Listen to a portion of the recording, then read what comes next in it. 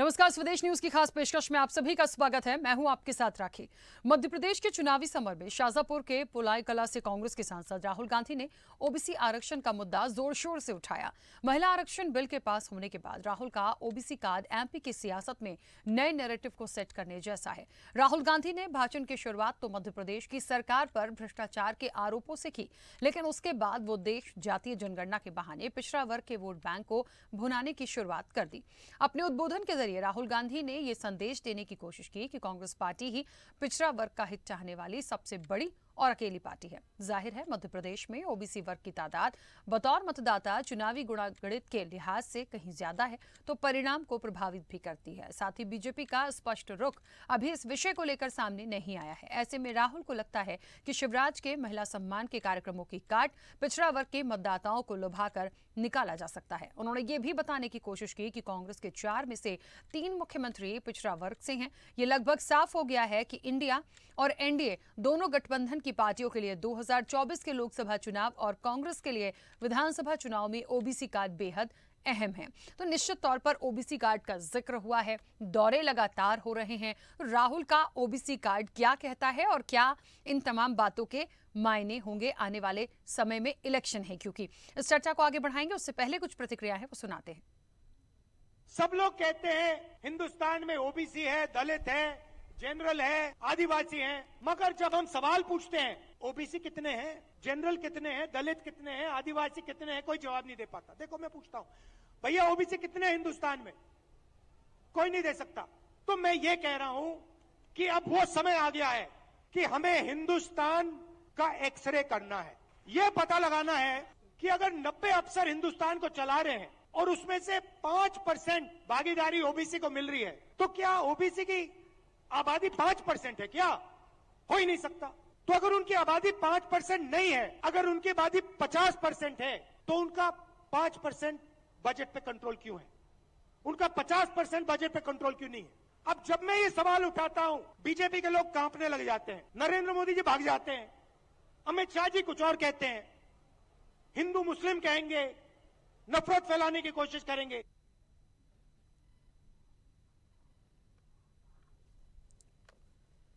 तो OBC voters की गोलबंदी, voter कितने अहम हैं और कितने निर्णायक साबित होंगे ओबीसी वोटर, ये भी एक बड़ा सवाल है। देखिए, आंकड़ों की यदि बात की जाए या वोट बैंक की बात की जाए तो ऐसा नहीं है कि चुनाव में इनका महत्व नहीं होता, बहुत ज्यादा होता है। एक कहते हैं ना कि वोट बैंक जो होता है वो भी कहीं ना कहीं बड़ा प्रभावी होता है और फर्क तो पड़ता है कि किस जगह से कहाँ का इलेक्शन है और वहां की पृष्ठभूमि क्या कहती है, वहां के जो वोटर्स हैं उनके क्या समीकरण, जिसे हम जातिगत समीकरण कहते हैं, तो निश्चित तौर पर ये प्रभाव तो डालते हैं।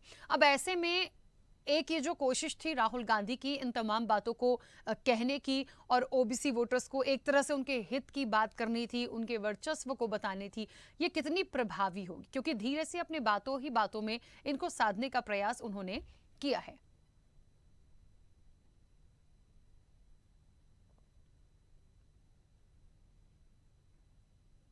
और ये बड़ा सवाल है इस बार कि कितने निर्णायक साबित होंगे ओबीसी वोटर। कांग्रेस से यदि बात की जाए तो 1989 से ही अलग हो गए थे, लेकिन अब लग रहा है कि कहीं ना कहीं एक जुड़ाव की स्थिति को पैदा करना चाहते हैं राहुल गांधी, पर यह कितना सफल होगा, इस चर्चा को मैं आगे बढ़ाऊंगी। हमारे साथ मेहमान जुड़े हैं, सबसे पहले आपका परिचय करा दें। भारतीय जनता पार्टी का पक्ष रखने के लिए शाहवर आलम जी हमारे साथ जुड़े हैं। शाहवर आलम जी, बहुत स्वागत चर्चा में जुड़ने के लिए। कांग्रेस का पक्ष रखने के लिए अब से कुछ देर में आनंद तारण जी हमारे साथ जुड़ेंगे और वरिष्ठ पत्रकार चैतन्य भट्ट जी भी हमारे साथ जुड़ेंगे। इन दोनों का भी बहुत स्वागत है। चर्चा की शुरुआत सबसे पहले शाहवर जी आपसे ही करना चाहूंगी। जिस तरीके से राहुल गांधी का मध्य प्रदेश का ये दौरा, और ये कहा जा रहा था कि भारत जोड़ो यात्रा के बाद मध्य प्रदेश में जिस तरीके से वो आए, जो सभा हुई है, जो बातें उन्होंने कही हैं, ओबीसी को लेके बड़ी सारी बातें कह गए, यानी एक हितैषी बताने की कोशिश की गई है। कितना फायदा इस बार मिलेगा? देखिए, दरअसल राहुल गांधी जी को मध्य प्रदेश के नेताओं ने सही आंकड़े नहीं बताए। मध्य प्रदेश में वरिष्ठ पत्रकार जी बैठे हैं, चैतन्य भट्ट जी, हमेशा से ही पिछड़ा वर्ग और आदिवासियों के विरोध में रही। मैं शुरू से चलता हूं, जब मध्य प्रदेश का गठन हुआ शायद 1956 के आसपास, तो यहाँ पर मुख्यमंत्री बने राजेंद्र प्रसाद शुक्ल जी, उसके बाद श्यामा प्रसाद शुक्ल जी जो है मुख्यमंत्री रहे। फिर उसी दौर में एक आदिवासी नेता हुआ करते थे शिवभान सिंह सोलंकी, जो छत्तीसगढ़ भी साथ में था। उनको मुख्यमंत्री बनाया जा सकता था, तो उनको हटा करके अर्जुन सिंह जी मुख्यमंत्री बने। 84 की बात है, सबसे पहले की। फिर उसके बाद में दिग्विजय सिंह जी मुख्यमंत्री रहे। अब मैं आदिवासियों की बात करूं तो राधा किशन मालवीय जब अध्यक्ष थे दिग्विजय सिंह जी के कार्यकाल में, तो सुभाष यादव जी उप मुख्यमंत्री थे, जमुना देवी भी उप मुख्यमंत्री थी। दोनों जो है पिछड़ा वर्ग और आदिवासी नेता हुआ करते थे। उनको भी कभी चांस नहीं दिया, उनको भी कभी चेहरा नहीं बनाया। तो ये मध्य प्रदेश में राहुल गांधी क्या कहेगा पिछड़े वर्ग के लिए? ये तो आग लगा गए, ये तो बहुत बड़ा नुकसान कर गए कांग्रेस का पिछड़े वर्ग की बात करके। कांग्रेस पिछड़े वर्ग की हितैषी है कहाँ? आज तक किसको नेता बनाया है उन्होंने? उसका नाम बता दें। अरुण यादव, जो सुभाष यादव को नहीं दिया उनके पिताजी को, अरुण यादव अध्यक्ष रहे 2008 तक, उनको कुछ नहीं मिला। उनके भाई सचिन यादव जो कृषि मंत्री हुआ करते थे कमलनाथ जी की सरकार में, उनको तो एआईसीसी का मेंबर भी नहीं बनाया था, दोबारा से उनका लिस्ट में नाम जुड़ा। तो ये तो पिछड़ा वर्ग विरोधी है कांग्रेस, आप चाहे तो अध्ययन कर लें। ठीक है, चलिए आनंद तारंग जी, मेरी आवाज पहुंच रही है? नमस्ते आनंद जी, अभी शाहवर आलम जी कह रहे हैं जिस तरीके से राहुल गांधी आए हैं और ओबीसी को लेकर बेहद उन्होंने कई सारे बातें उन्होंने कही हैं, कितना फायदा मिलेगा और क्यों मिलना चाहिए? बीजेपी कह रही है आज तक कभी एक नेता बड़ा बता दीजिए कि आपने दिया ओबीसी का तो आपको कहीं लाभ मिले की चीजें हो, लेकिन वाकई में ये एक ऐसा वर्ग है जो कहीं ना कहीं निर्णायक भूमिका निभा सकता है। जातिगत समीकरण देखिए हर जगह काम करते हैं, लेकिन कांग्रेस को क्यों साथ मिलेगा? देखिए, भारतीय जनता पार्टी के 3 मुख्यमंत्री ओबीसी के थे, लेकिन इसके बाद ओबीसी वर्ग को क्या दिया? और आज तो देश के प्रधानमंत्री ओबीसी हैं, तो देश को क्या दे रहे हैं? ये केवल झगड़े के अलावा कोई काम नहीं ओबीसी वर्ग को। भाई 27% आरक्षण की बात की थी आदरणीय कमलनाथ जी ने, तो किस तरह से भारतीय जनता पार्टी की सरकार ने उसको,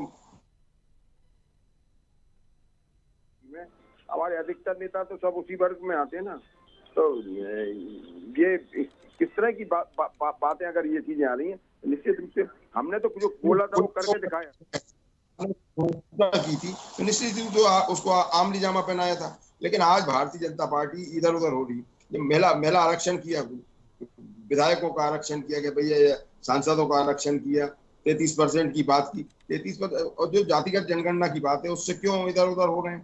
भाई क्यों नहीं कर पाते ये सब चीजें? भाई जिसकी जितनी भागे, जिसकी जितनी हिस्सेदारी उसकी भागीदारी, इतना होनी चाहिए।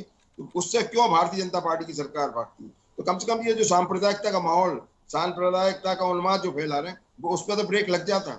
शाहवर आलम बहुत मुस्कुरा रहे हैं, भाई शाहवर आलम तो खुद उसी वर्ग में आते हैं, तो ये खुद सोचे ना कि इनके तो साथ आपने किया क्या है इस वर्ग के लिए? मैं तो आपको चैलेंज कर रहा हूँ कि आपने पिछड़ा वर्ग का कौन सा नेता बनाया? मुस्लिम को कब आगे बढ़ने दिया? आदिवासी को कब बढ़ने दिया? प्रमाण बताते हैं आनंद तारंग जी।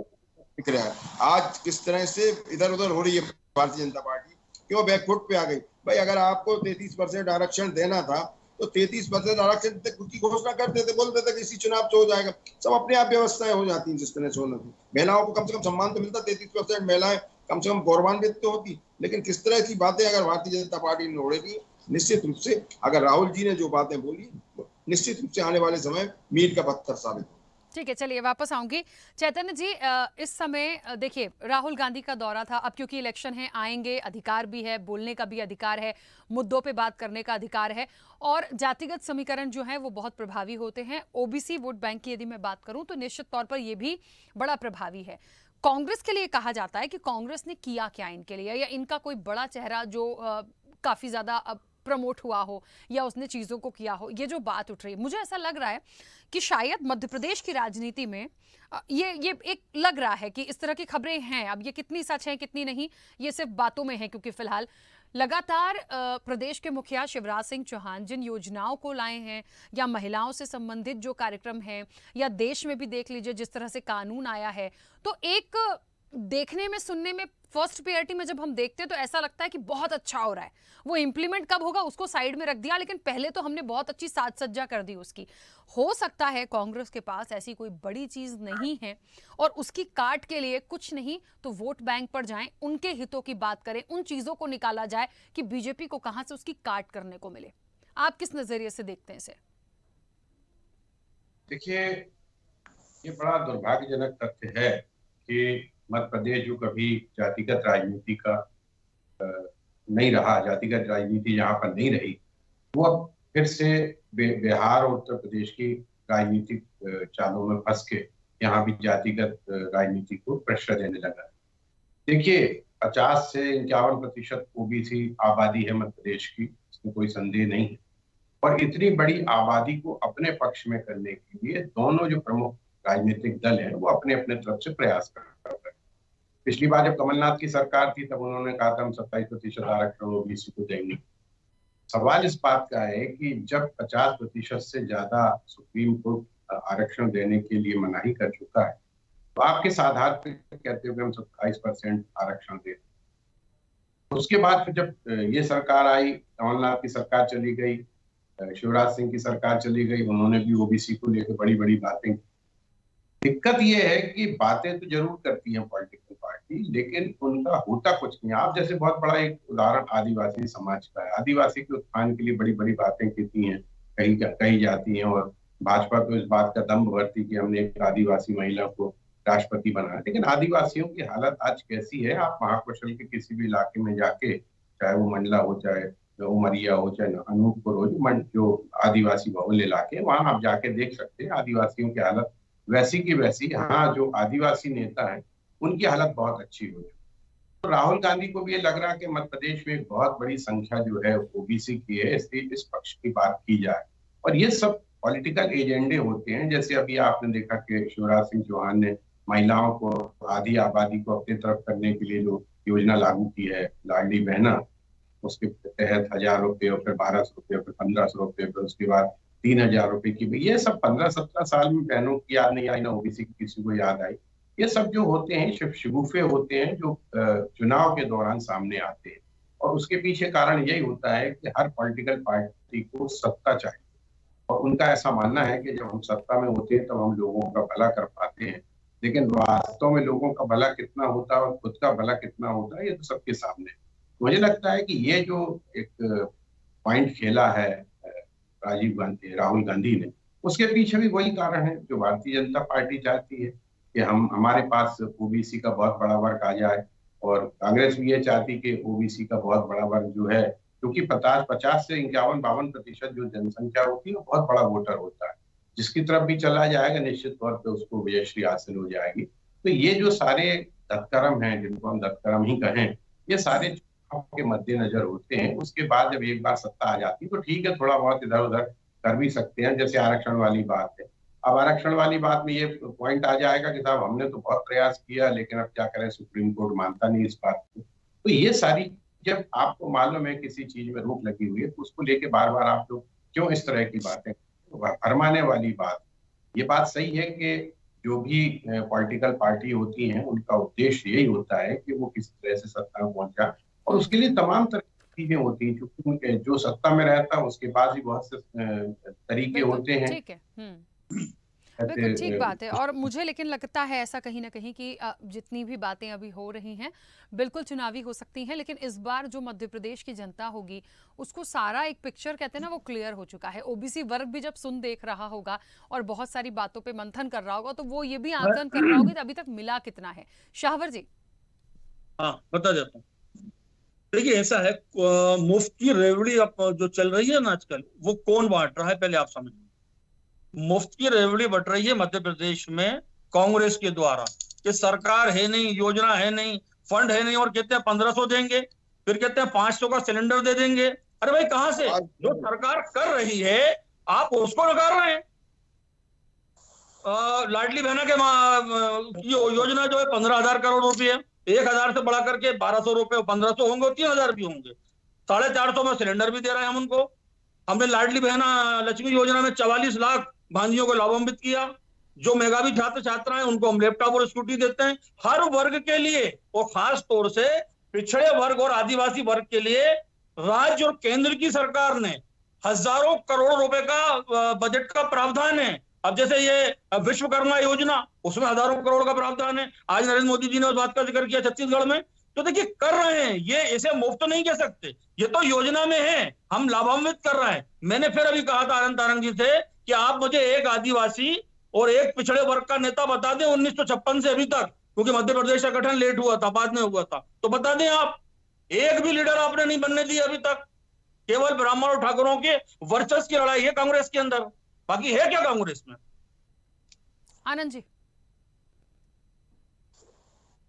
एक तो आवाज नहीं आ रही इन लोगों की, क्या बोला इन लोगों ने? आवाज नहीं आ रही, सही बात। आनंद जी, उन्होंने कई सारी बातें रखी हैं। देखिए, उन्होंने एक तो वही सवाल बोला है कि आपने एक कोई बड़ा नेता मुझे बता दीजिए, या ऐसा कोई नेता बता दीजिए जो पिछड़े वर्ग से हो या जिसने किया हो। कांग्रेस में सिर्फ ब्राह्मणों की लड़ाई चलती रही है, आपस की लड़ाई चलती रही है, आपने कभी किसी को बढ़ने नहीं दिया और इससे कांग्रेस कभी निकली भी नहीं है। दूसरा, मुफ्त की रेवड़ी का उन्होंने जिक्र किया कि ये जो मुफ्त की रेवड़ियां मिल रही हैं ये कांग्रेस दे रही है। आपकी ना सरकार है, ना आपकी योजनाएं हैं, ना कुछ है, लेकिन आप कहते हैं कि हम सिलेंडर सस्ता दे देंगे, हम और सारी चीजों में कर देंगे, हम नारी सम्मान में बहुत कुछ कर देंगे। तो ये कहीं ना कहीं वो सारी बातों को लेकर उन्होंने अपनी बात रखी। देखिए राखी जी, जब कांग्रेस की सरकार थी देश में, तब 370 रुपए में सिलेंडर देते थे, 410 में भी हमने दिया सिलेंडर। तो ये कहां से दिया है? सब्सिडीज तो सरकार हमेशा से रही है, लेकिन आज किस तरह से चारों तरफ महंगाई का आलम है, ये बात को इधर उधर भटकते भारतीय जनता पार्टी के हमारे मित्र लोग। भाई जो मुद्दे हैं, मुद्दे इसमें कहीं नहीं आएंगे कि आज चारों तरफ महंगाई का आलम है, चारों तरफ लाइन ऑर्डर की कोई दिक्कत नहीं है। आज ये हालात है कि भोपाल में इतना बड़ा शो हुआ, सुनिए, मध्य प्रदेश की अपन बातें कर रहे हैं तो भोपाल में इतना बड़ा आज एयर शो हुआ, उसमें कोई व्यवस्था नाम की चीज नहीं थी, कोई कानून नहीं था, हजारों आदमी फंसे रहे, लाखों आदमी फंसे रहे और लगभग 6-8 घंटे तक फंसे रहे दोपहर तक। सुबह 11:30 बजे कार्यक्रम समाप्त हुआ, कार्यक्रम समाप्त होने के बाद आनंद जी, 2:30 बजे तक आनंद जी, समय की क्योंकि सीमा रहती है, मुझे ये बता दीजिए बस, क्योंकि चर्चा जो मेरी आज है मुख्य रूप से ओबीसी वोट बैंक को लेकर है, क्योंकि राहुल गांधी ने बहुत कुछ कहा है। मुझे ये बता दीजिए कांग्रेस का साथ क्यों देगा ओबीसी वर्ग? क्योंकि एक पुराने आंकड़ों को उठा के देखें तो 1989 के बाद से ही बहुत अलग थलग रहे हैं, कांग्रेस बहुत अलग रही है ओबीसी वोट बैंक से। क्यों आपको उसका फायदा मिलना चाहिए आज के समय में? कांग्रेस ने, कमलनाथ जी ने सरकार बनी, हमने 27% ओबीसी के आरक्षण की बात की। भारतीय जनता पार्टी की सरकार ने सरकार को चोरी कर लिया, उस पर डाका डाल दिया, जनता के जनादेश पर पीछे से चाकू डाल दिया। तो निश्चित रूप से आज इस मध्य प्रदेश की जनता जो कमलनाथ जी की तरफ एक आशा भरी निगाहों से देखती थी, तो कमलनाथ जी का 40-45 वर्ष का एक ऐसा राजनीतिक अनुभव है, चाहे राजनीतिक हो चाहे प्रशासनिक हो, उस अनुभव के आधार पर उन्होंने अगर 1 रुपए यूनिट लाइट दी, 100 रुपए में 100 यूनिट लाइट दी, उन्होंने 27 लाख किसानों का कर्जा माफ किया, 55 लाख किसानों की हमने कर्जे की घोषणा की थी, 27 लाख का कर पाए। ये एक संसार का सबसे अद्वितीय काम था जो कमलनाथ जी ने किया। भारतीय जनता पार्टी के नेता नीचे से ऊपर तक के घबरा गए थे और उन्होंने ताबड़तोड़ तरीके से, किसी भी तरीके से जो भी रहा हो चक्कर, सिंधिया जी के ऊपर दबाव डाला, उनको प्रेशराइज करा, उनके कौन से माइनस मार्किंग थे उनको कैश किया और उनको पैसे देकर, उनके लोगों को पैसे देकर सरकार को गिरा दी। तो निश्चित रूप से आज मध्य प्रदेश की जनता उतावली है कि भारतीय जनता पार्टी से दो हाथ करने के लिए, और निश्चित रूप से आज उन गद्दारों के कारण उसमें हर वर्ग का आदमी, ऐसा नहीं है कि किसी वर्ग का नहीं हो, पिछड़े वर्ग के भी लोग हैं उसके अंदर जो प्रभावित हुए। आपने देखा होगा कि किस तरह से जो गद्दार लोग हो, जिनको भारतीय जनता पार्टी के क्योंकि जो लोग कांग्रेस, सुन ले भैया सुन ले जरा, जो कांग्रेस को छोड़ के जो लोग गए भारतीय जनता पार्टी में, और उसके कारण जो ईमानदार कार्यकर्ता थे भारतीय जनता पार्टी के, वो कांग्रेस की तरफ आ गए। तो आज जो पिछड़ा वर्ग आज इसलिए कांग्रेस की तरफ देख रहा है कि कमलनाथ जी ने जो वायदे किए थे, कमलनाथ जी ने जो बोला है वो उसको पूरा कर रहे हैं। ठीक है, कमलनाथ जी जो वायदा करते हैं उसे पूरा करते हैं। और ये पूरे चलिए थोड़ा जल्दी से बोलेगा तो चैतन्य जी की बात उसके बाद। अभी जो कमलनाथ जी ने घोषणा की, पूरा करने का भरोसा कम। ठीक है आनंद जी, 1 मिनट। वायदा किया उसको पूरा करें, क्योंकि अगर हमने बोला था कि हम 55 लाख किसानों का कर्जा माफ करेंगे तो आपने देखा होगा। ठीक है, 1 मिनट, हम ओबीसी वर्ग पर हैं, प्लीज। ठीक है, इसलिए हमने जो आपने बोला से जो वायदे किए उन्हें हम पूरा करेंगे। आनंद जी, मेरी भी आवाज नहीं पहुंच रही है क्या, प्लीज? जो डिफॉल्टर थे उनका कर्ज माफ किया है शिवराज जी ने, बताया आपको? अगर ईमानदारी से आप कर्ज ही माफ कर देते तो शायद उपचुनाव में आपकी सीटें बढ़ जाती। किसान पुत्र थे शिवराज जी, कहाँ पे किसान पुत्र थे। अरे शिवराज जी किसान पुत्र, इसमें कोई शक नहीं है, इसमें कोई शक नहीं है। आपने 55 लाख किसानों की बात करी, वो 10,000 से 20,000 और 50,000 तक के 27 लाख के आपने कर्ज माफ कर दिए। ये आप आंकड़ा बताते रहते हैं। 2 लाख तक का एक भी किसान का कर्जा माफ हुआ तो बताइए करूंगी आप। पहले आप आदिवासी नेता का नाम नहीं बता पाए, अब 2 लाख तक के कर्जा किसान का माफ हुआ था, उसके 2 नाम बता दिए। चलिए आप कि हमने 2 लाख तक के 2 किसानों के माफ किए। आपने केवल कोई जो है कैसी बातें कर दो, ये भाजपा सरकार जो किसानों के पुत्र है वो। ठीक है, चलिए आनंद जी और शावर आलम जी 1 मिनट रुकिएगा क्योंकि समय की सीमा है। Chaitanya ji, OBC vote bank जो होगा या ये जो वर्क होगा किसके तरफ जा सकता है और वर्तमान स्थितियों को देखते हुए? झूठी घोषणाएं की जा रही हैं। चैतन्य जी को बोलने दीजिए। शावर जी प्लीज, समय हो गया, आप दोनों को भरपूर समय दिया। चैतन्य जी थोड़ा जल्दी से। 3 दिन ठीक है भाई, किसको वोट देगा, लेकिन ये है कि दोनों ही पार्टी अपनी अपनी तरफ से प्रयास जरूर कर रही है कि ओबीसी का एक जो बहुत बड़ा वर्ग है वो अब वोट दे। देखिए वोट किसको कौन देता है, ऐसा नहीं है कि ओबीसी वर्ग में सारे भाजपाई हैं या सारे कांग्रेसी हैं। हर व्यक्ति की अपनी एक स्वतंत्रता होती है वो किसको वोट देता है। लेकिन ये बात जरूर है कि अगर आप उस समाज के लिए या उस वर्ग के लिए कोई योजनाएं लाते हैं और उससे उसको फायदा मिलता है तो निश्चित तौर पर वो उस पार्टी के प्रति कहीं ना कहीं आकर्षित होता है। ये बात सही है कि 27% आरक्षण की बात भारतीय जनता पार्टी भी कर रही है और कांग्रेस भी कर रही है, लेकिन वो संभव है नहीं क्योंकि वो तो सुप्रीम कोर्ट पे आगे रोक लगी हुई है। अब जो और दीगर घोषणाएं की जा रही हैं शिवराज सिंह चौहान द्वारा समाज के तमाम वर्गों को लेकर, वो भी एक तरह का लोगों को प्रलोभन देने वाली बात है। जहाँ तक मुफ्तखोरी की बात है तो मुझे लगता है बिल्कुल ठीक है। चलिए बीच में रोकूंगी क्योंकि समय की सीमा है। आप सभी का बहुत शुक्रिया इस चर्चा में जुड़ने के लिए। तो राहुल का ओबीसी कार्ड कितना चलेगा ये तो आने वाले समय में देखेंगे, लेकिन बहुत कुछ कहने की कोशिश की है, बहुत तरीके से साधने की कोशिश की है। अब क्या होता है मध्य प्रदेश की सियासत में ये आने वाले समय में देखने वाली बात होगी। चर्चा में इतना ही, दीजिए इजाजत, नमस्कार।